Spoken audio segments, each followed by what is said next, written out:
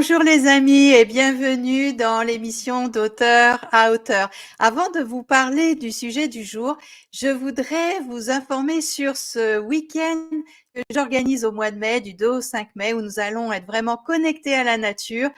Alors peut-être qu'il y aura des animaux ou pas, mais parce que c'est quand même bon, j'ai du mal à le garder pour moi. Le thème d'aujourd'hui, c'est la communication animale, donc on va en parler et approfondir le sujet. Mais en tout cas, ce week-end sera axé sur prendre soin de soi, se ressourcer, trouver ce chemin de bienveillance et d'affection envers soi-même. Et vous pourrez trouver toutes les coordonnées sur mon site qui s'affiche ici, authentiquelibre.com.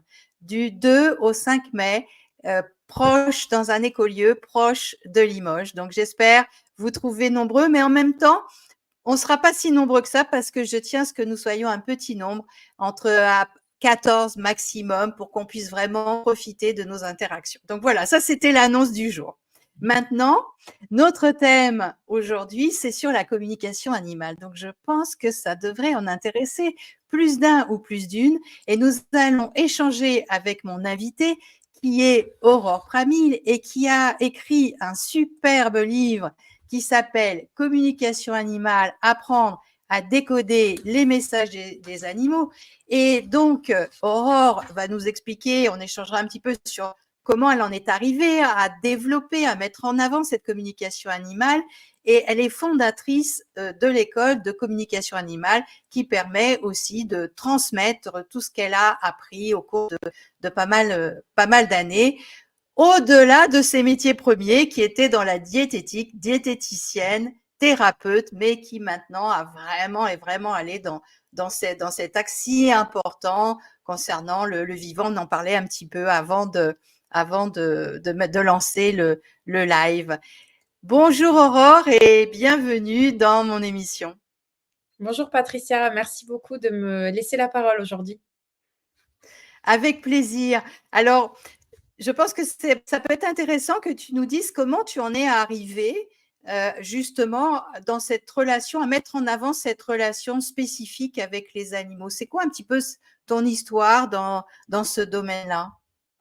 Alors oui, c'est une histoire un petit peu particulière puisque c'est l'histoire d'une autodidacte, hein, au final. C'est quelqu'un je me retrouve face à des compétences qui se sont développées sans que forcément je l'ai voulu. Comme tu l'as signalé tout à l'heure, j'étais dans un métier qui était beaucoup plus rationnel et on va dire peut-être plus terre à terre. Et au fond de moi, j'ai toujours été un être sensible et cette sensibilité, je ne savais pas trop quoi en faire. Et je pense que j'ai toujours ressenti énormément le monde qui m'entourait, mais j'ai toujours aussi mis beaucoup de côté toute cette sensibilité parce que on n'apprend pas forcément à l'utiliser. Et les animaux, je crois, ont su venir me chercher pour me dire et me montrer un à un que, en fait, cette sensibilité, elle avait une raison d'être et que j'allais pouvoir être leur conseiller, leur porte-parole, leur ami, leur confident, leur thérapeute, un peu toutes les postures et qu'eux aussi, ils allaient être mes enseignants et mes guides. Donc j'ai beaucoup appris avec des rencontres animales dans le monde sauvage et aussi dans le monde de mes rêves, parce que c'était beaucoup à travers mes rêves que ça s'est passé. Je crois que c'était le moment où peut-être je lâchais le plus prise.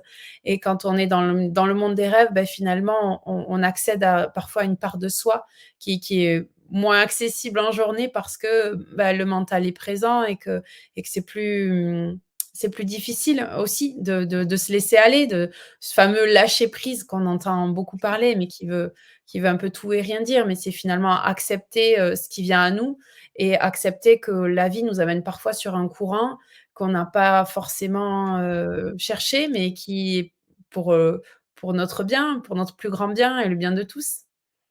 Hmm. Alors, tu vois, c'est intéressant ça.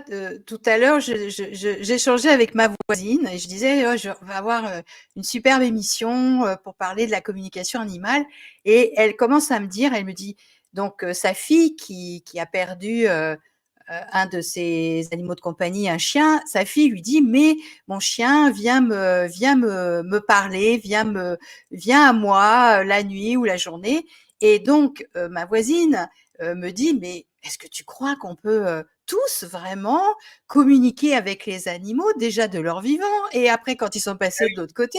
Alors là, forcément, je dis, bah, écoute, de toute façon, c'est une question qu'on va aborder au cours de cette émission. Donc, ma première question autour de ce sujet-là, c'est est-ce que tout le monde peut communiquer avec les animaux, qu'ils soient sauvages, qu'ils soient de compagnie? Est-ce que c'est ouvert à tout le monde? Est-ce que c'est possible pour tout le monde? Alors, il y a plusieurs choses effectivement dans ta question. Donc, je laisse de côté pour l'instant animal de compagnie ou animal sauvage. J'en parlerai si tu veux, spécifiquement par rapport à ça. On va déjà parler des capacités. Est-ce qu'on est tous capables? Donc, on a tous en nous cette capacité à se relier en fait au vivant. Donc, c'est cette capacité qu'on va plus ou moins utiliser, plus ou moins développer et qui va être plus ou moins facile à développer. Alors, comme j'enseigne aussi, je vois bien hein, au travers de mes élèves, de ceux qui débutent, qu'il y en a pour qui c'est très simple. En fait, c'est comme si on les mettait sur un rail et le train était déjà en route et voire ils étaient déjà dans le train avant même d'arriver. Donc, on ne fait que donner une allure et faire en sorte que le train aille un peu plus vite. Et d'autres pour qui c'est plus lent parce que, en fait, communiquer avec le monde vivant ou avec les animaux, voilà, on va parler du vivant en règle générale, ça demande aussi de bien se connaître et donc d'être d'abord en connexion avec son corps, en connexion avec ses ressentis et ce chemin, on l'a pas tous, fait, en fait et on n'a pas tous cette même, connaissance de soi. Donc, on est tous capables, mais on n'aura pas tous la même vitesse d'intégration, la même vitesse d'apprentissage. Et puis, il faut quand même noter qu'il y aura peut-être des personnes qui ne seront jamais intéressées par ça. Donc, on pourrait dire que oui, on est tous capables, mais dans la réalité, on ne va pas tous aller vers la communication animale. Malheureusement, j'aimerais bien qu'il y ait plus de monde qui s'intéresse, même la planète, je pense, ça ferait du bien à la planète, mais soyons raisonnables, toutes les consciences ne s'ouvriront pas vers ça, ce sera pas pour tout le monde dans le sens où peut-être que ben voilà, certains resteront réticents à ce type de pratique, d'autres y viendront peut-être plus tard, mais une fois qu'on choisit ou on sent qu'on est appelé, souvent, il se passe déjà des choses. C'est-à-dire que dès que les personnes sentent qu'il y a des animaux qui viennent les voir, ou au travers d'un animal comme ce que tu racontes qu'ils ont perdu. C'est souvent un animal d'ailleurs qui est défunt, qui vient les voir, qui vient les amener sur ce chemin, qui vient les chercher et pareil au travers des rêves, au travers de messages, au travers de symboliques, comme si ça venait dire: «Oui, oui, c'est bien le chemin, viens, on fait ce chemin ensemble» et peut-être que bah, tu auras moins peur d'emprunter, d'aller t'écouter et aller écouter les voix intérieures, et accepter ses ressentis. Et donc la deuxième notion que tu disais, c'était les animaux sauvages ou les animaux, domestiques. En fait, moi, je parlerai du vivant, je ne vais pas séparer l'animal sauvage de l'animal domestique, mais la différence qu'il va y avoir avec l'animal, sauvage, c'est que l'animal sauvage, il n'a pas forcément choisi de venir, communiquer avec l'humain.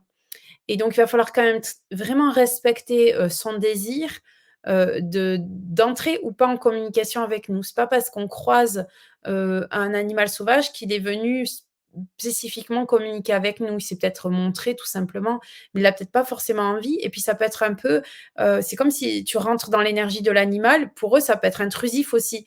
Et donc, il y a vraiment cette éthique à mettre autour de cette pratique qui est très, très, très importante, à savoir demander l'autorisation. C'est quelque chose de primordial, que ce soit pour les animaux de compagnie ou pour les animaux sauvages.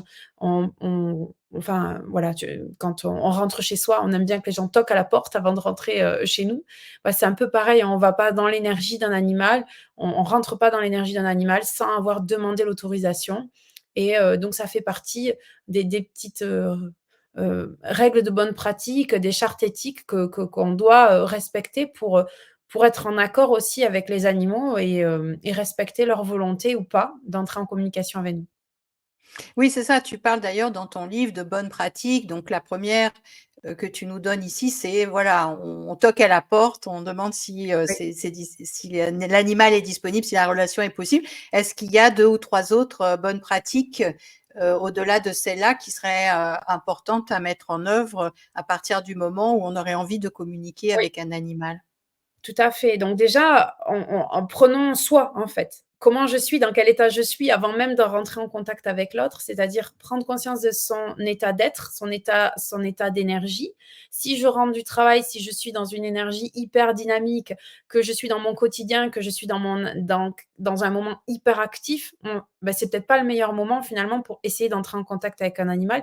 Il va quand même falloir déjà descendre un petit peu son énergie, se mettre dans une énergie plus calme, trouver il y a plein de méthodologies, plein de techniques pour arriver à s'apaiser, mais déjà faire le calme un peu en soi, c'est pas toujours méditer, ça peut être aller marcher dans la nature, contempler, passer un moment pour soi, prendre une douche, que sais-je, mais avoir un sas de décompression, c'est souvent une erreur qui est fréquente au niveau de mes élèves qui connaissent pas encore bien trop le bon moment parce que parfois il y a un timing ou parfois on s'y met le soir et le soir on est fatigué et c'est pas toujours le moment où aussi on a le cerveau le plus disposé à accueillir les messages. Donc, ça c'est vraiment important déjà de voir quel est le bon timing, dans quel état je suis et bien me préparer.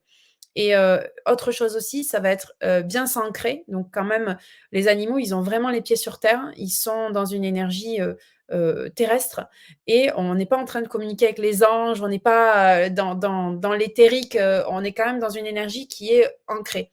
Même quand on communique avec les animaux défunts, ça nous demande d'être ancré.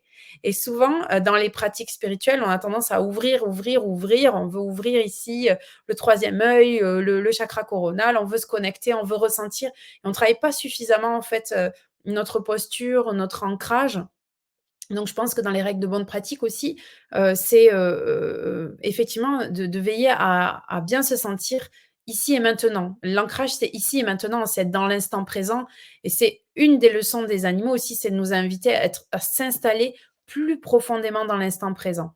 Donc, en fait, déjà, travailler son ancrage, ça veut dire peut-être, comme on parlait tout à l'heure de ce temps de préparation, c'est aussi veiller à être bien ancré, veiller à bien se poser, veiller à sentir l'énergie descendre aussi dans le corps et pas que la connexion, au ciel, mais aussi, voilà, la connexion à la terre et pourquoi pas, poser aussi une intention, de une petite protection autour de son énergie parce que je pense que c'est quand même important.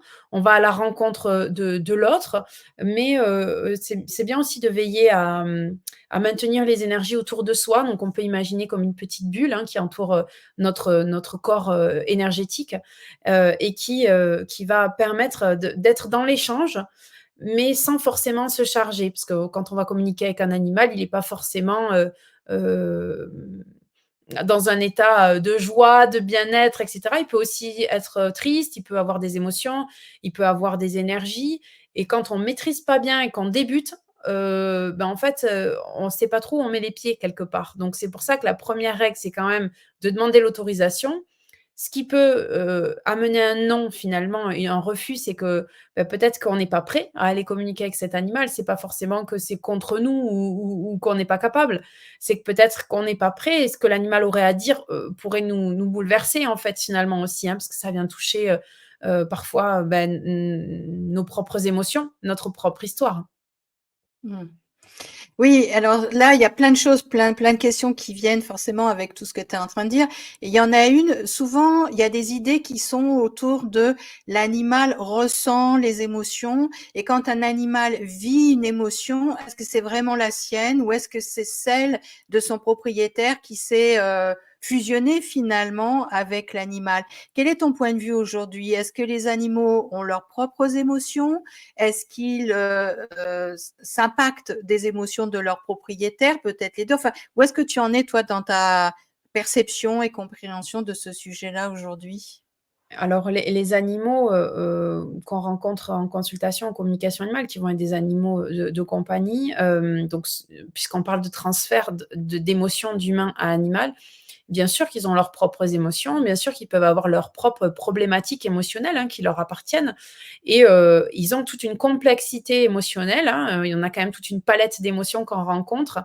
Mais effectivement, il y a quand même ce phénomène de transfert qui est très présent et bien souvent, on bascule un petit peu, entre l'humain et l'animal, on ne sait plus trop, et même des fois le gardien dit: «Mais vous parlez de qui en fait? C'est rigolo quand on fait des transmissions». «Mais de qui vous parlez? Vous parlez de mon chat ou vous parlez de moi?» Et c'est comme si, il y avait plus qu'un, en fait, dans l'énergie. Et puis alors quand on parle du chien, en fait, ça parle du gardien. Et c'est drôle parce que c'est vrai que c'est très, très complexe d'arriver ouais, c'est au niveau débutant, c'est très, très compliqué là. On parle vraiment déjà de personnes qui pratiquent, mais d'arriver à dire: «OK, ça appartient vraiment à l'animal et ça, c'est à l'humain». Parfois, c'est même en discutant avec la personne, on était persuadé d'être dans l'émotion d'un animal, puis en fait, on réalise qu'il y a quand même un sacré miroir et que l'humain se retrouve en fait lui-même aussi dans cette même perception du monde ou dans cette même sensation. C'est Ouais. fou, c'est fou, c'est vraiment, incroyable. Oui, c'est fou et ça me fait j'ai les images d'un film bien connu, Les 101 Dalmatiens, où à Ah un oui, moment, oui, on a les propriétaires, les gardiens et les gardiennes qui se promènent avec leurs chiens et souvent les mimiques, les allures sont un peu les mêmes, hein. Ça, c'est excellent, je exactement. trouve, hein. Je trouve que Walt Disney, il avait vraiment une vision qui était très juste effectivement de l'humain et de l'animal et c'était, c'est juste extraordinaire et pour illustrer, justement, ce qu'on est en train de dire, il y a 2 jours, j'ai eu un chat qui était, assez spécial en consultation. Donc, au moment de communiquer avec lui, il se plante devant moi et puis il me regarde dans les yeux, mais comme s'il lisait en moi, vraiment, et qui me disait, «Mais qui es-tu?» quoi. Et puis il me demandait donc de me présenter, mais c'était comme si je passais presque un entretien quoi d'embauche. Et puis après, bon, il était OK pour discuter, on a discuté et je rigolais avec la dame. Je lui dis: «Il est vraiment marrant votre chat, il m'a fait passer comme un entretien quoi avant de discuter avec vous». Et elle a rigolé parce qu'elle me dit: «Dans la vie, je suis DRH». Ah, excellent, Donc excellent. voilà, j'ai dit: «On me l'avait jamais fait encore de cette façon-là», vraiment là, vraiment en mode, «Bon alors, on se pose là, qui tu es? Qu'est-ce que c'est quoi ton énergie?» Et la dame, elle a rigolé parce qu'effectivement, moi, j'avais pas l'info qui suivait, mais elle avait bien fait le parallèle. Donc tu vois, c'est encore aussi ce mécanisme de transfert quelque part, qui Mmh. se joue. Alors, il y a une question souvent qu'on entend, c'est: «OK, je veux, avoir un animal de compagnie, un chien ou un chat plus courant. Comment je reconnais que, c'est bien lui ou elle qui va matcher avec moi, c'est le bon, c'est la bonne?» Quel conseil tu pourrais nous donner sur ce sujet-là? Alors souvent, on a plein d'histoires déjà des animaux qui arrivent tout seuls, chez la personne, c'est-à-dire c'est eux qui s'invitent, hein. Donc les humains ont même pas à choisir parce que finalement l'animal a choisi tout seul sa famille. Les chats savent très, très bien faire ça, et arriver et débarquer, dans une famille et dire: «Bon, bah, en fait, voilà, coucou, c'est moi». Même si les gens au départ étaient pas trop motivés pour avoir un chat, bah, parfois ils arrivent à se faire vraiment adopter. Après, il faut quand même écouter le cœur. Il y a un appel, souvent ce qui ressort quand même chez les adoptants, c'est qu'il y a, il s'est passé quelque chose ou dans le regard ou dans l'énergie. On sent qu'il y a une émotion forte qui s'est passée. C'est un peu au premier coup d'œil, c'est un peu quand même il y a quelque chose qui se joue. C'est pas trop de l'ordre du réfléchi. Ce qui fait que parfois, bah, des fois, les adoptants, les humains se retrouvent avec un animal qui peut être compliqué aussi en termes de comportement. Ce qu'on accompagne, hein, des fois, ils sont partis sur un coup de cœur, puis finalement l'animal, bon, ben, il s'avère qu'il est là pour les faire travailler sur pas mal de choses et que c'est pas aussi simple que ce qu'ils avaient prévu. Mais toujours tout est souvent très juste, en fait, et c'est souvent pas un hasard qu'on se retrouve avec cet animal. Je pense qu'il faut pas le chercher, il faut se laisser porter. Il y a, celui qu'on doit trouver vient à nous, en fait, en général, hein. C'est vraiment, ouais, c'est assez vrai régulièrement. Il y a rarement d'erreur de casting quand même. Même si on a Ouais. l'impression qu'il y a une erreur de casting, c'est-à-dire que des fois les gens disent: «Ouais, c'est pas le bon animal parce qu'il est pas comme je voudrais», et cetera. Il y a rarement une erreur de casting. Il y a quand même toujours quelque chose à vivre dans cette expérience, même si parfois elle va très loin, dans la difficulté. C'est-à-dire que parfois même on accompagne des personnes dans l'abandon, hein, de l'animal, ça peut arriver aussi, hein. Qu'au Mmh. final, comme une adoption ratée en fait, hein, comme ça existe aussi parfois dans les adoptions, avec des enfants, il y a des échecs d'adoption et ça peut arriver des échecs d'adoption aussi avec les animaux. C'est-à-dire que le couple prend pas en fait et que l'énergie, se fait pas, mais pour autant, il y aura toujours un enseignement, il y aura toujours une raison à ce que cet animal soit venu dans la vie de la personne. Ça j'y crois très fort parce que je l'ai vraiment énormément rencontré. Mmh. Oui, et c'est vrai que je me souviens, donc j'ai une petite chienne, une petite Shih Tzu, et au moment où je l'ai choisie, en fait, j'hésitais entre 2, et j'avais une préférence, pas pour elle, mais pour l'autre, et dans un de mes rêves, je l'ai vue venir. Je me dis: «OK, elle se présente à moi et tout».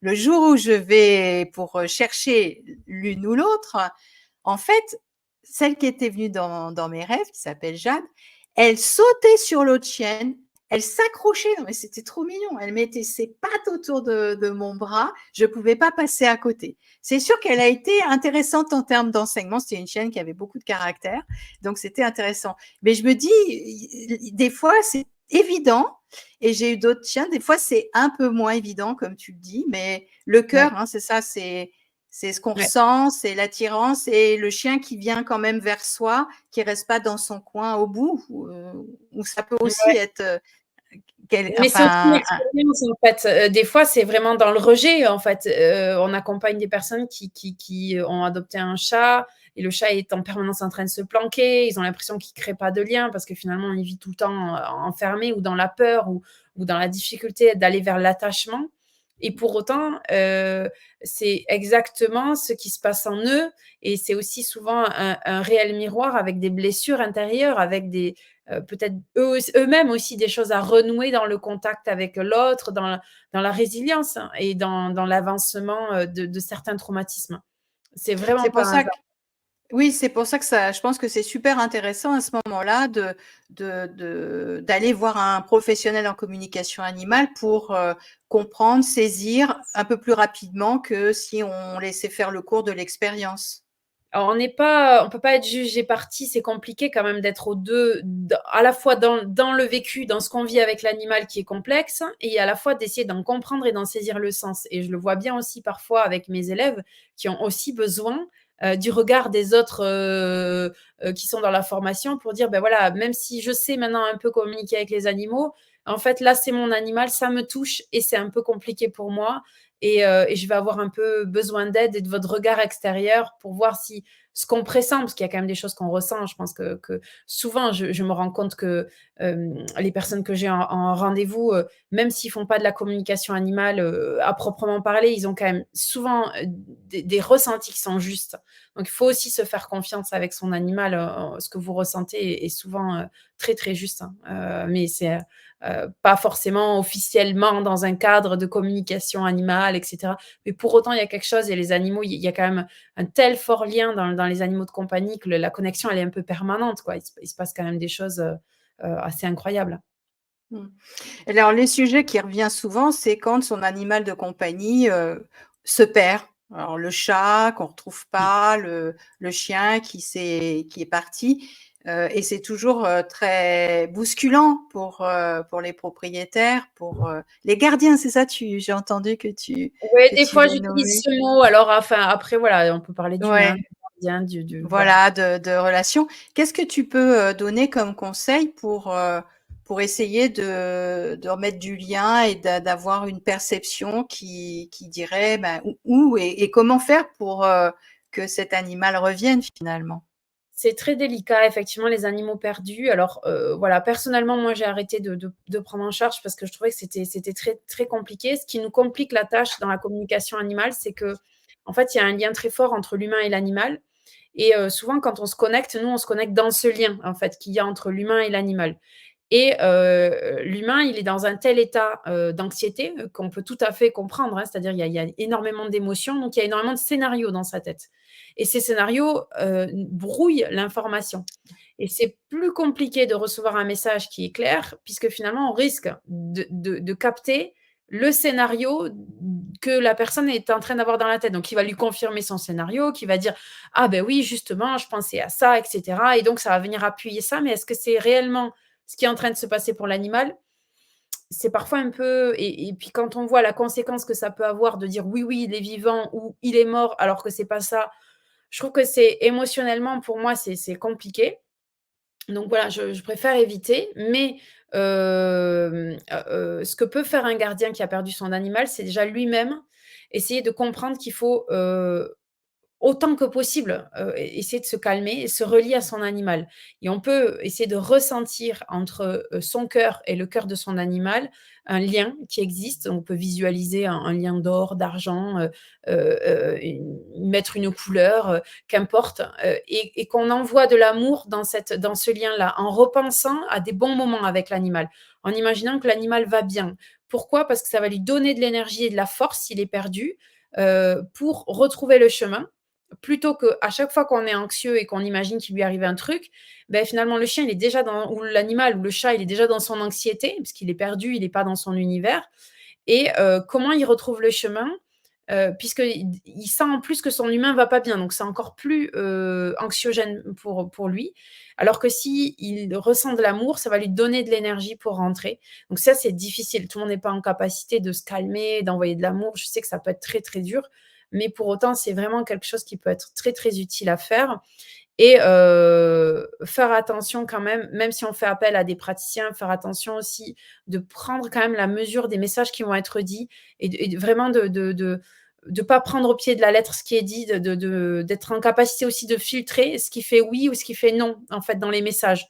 Si ça paraît pas juste, de pouvoir faire le recul et si on n'est pas capable, faire attention quand même parce que ça peut voilà, j'ai vraiment rencontré des personnes qui se sont mises à chercher leurs animaux suite à des communications animales où on leur avait dit: «Il est vivant, il vous cherche», et donc la personne se levait le matin avant d'aller au travail, y allait le soir pendant des mois et c'est terrible, en fait, l'impact émotionnel, quoi et de savoir que son animal est là, il attend, il cherche et en fait, si on se place sur un autre point, on parlait tout à l'heure que tout est juste. Souvent, les animaux qui disparaissent, il y a quelque chose à comprendre aussi. Il y a un message et plus on va essayer de les retrouver, plus on essaye de forcer les choses. On veut sans se dire: «Tiens, il est en train d'arriver quelque chose, je me pose et peut-être que j'ai quelque chose à comprendre et si je le comprends, peut-être que l'animal va revenir». Et Mmh. beh, c'est déjà une autre dynamique et c'est dur, hein, de faire ça. Je suis pas en train de dire quelque chose qui est facile, mais c'est très difficile, mais pour autant, j'ai vraiment vu des résultats assez incroyables quand les personnes réalisaient qu'effectivement, il y avait peut-être quelque chose et en se disant: «OK, là maintenant je peux pas entendre le message parce que je suis dans mon émotion et c'est normal, mais si l'animal revient, ben je discuterai, je ferai une communication au calme et j'essaierai de comprendre ce qu'il a voulu me dire, ce qu'il a voulu me faire comprendre». Et quand, on a cette adhésion, de la personne, eh bien, souvent, ça se débloque, en fait. C'est surprenant et l'animal revient et effectivement, après, une fois que les choses sont calmées et apaisées, on peut transmettre le message et on se rend compte qu'il y avait un vrai message, en fait. Il y avait quelque chose, derrière. Mais on peut pas faire de systématique, hein, En tout cas, c'est un beau conseil et c'est vrai que ça peut changer la teneur que d'être dans l'angoisse. C'est vrai que ces animaux de compagnie, on les aime, ils mmh. nous aiment, donc il y a des liens forts, c'est sûr. Et j'avais une autre question puisque on voit que la communication animale se développe aussi beaucoup dans le domaine du cheval et des cavaliers. Est-ce que tu as une expérience, toi, dans ce domaine-là et en quoi ça peut être utile justement pour un cavalier et son cheval de communiquer de manière plus consciente. Oui, c'est, vraiment une super, évolution, quelque chose qui me réjouit parce que je pense que ça arrive dans le milieu équestre et que ça va amener une meilleure collaboration entre l'animal et entre le cheval et son cavalier. Voilà, je communique très souvent avec des chevaux et que ce soit sur un plan très rationnel, c'est-à-dire aider aussi le cavalier à comprendre comment le cheval se sent dans son corps. Est-ce qu'il y a vraiment des points de blocage? Est-ce que le matériel, convient ou convient pas sur des questions que les cavaliers se posent. Est-ce qu'il y a des points douloureux? Est-ce que c'est lié au matériel ou est-ce que c'est lié à la posture aussi du cavalier? Parce que parfois, c'est pas forcément le matériel, mais c'est la posture du cavalier qui vient appuyer sur des points particuliers.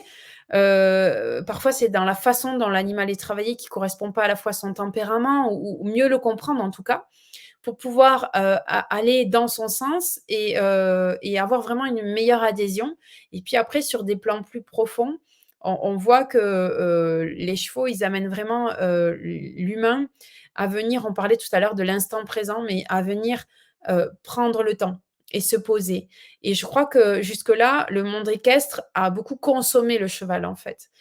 Si on peut parler de consommation, hein, mais on vient, on prend le cours, on prend le cheval, on met la selle, on repart. Et en fait, il n'y a pas de dialogue autour du monté à cheval.